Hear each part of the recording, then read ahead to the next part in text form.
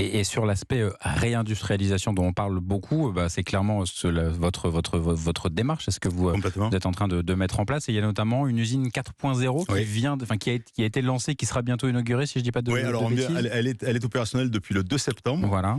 mais elle sera inaugurée donc dans les semaines qui viennent.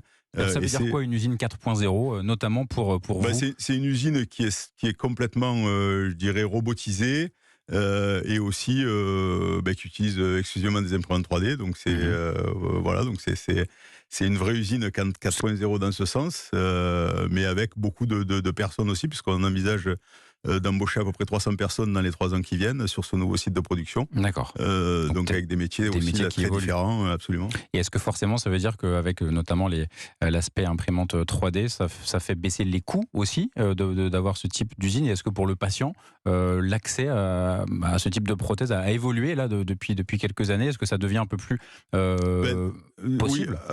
alors si on parle de produits en règle générale, nous, nos compétiteurs, quand on parle de produits très, très low cost, c'est plutôt, effectivement vers la Chine, que Oui, ça se passe.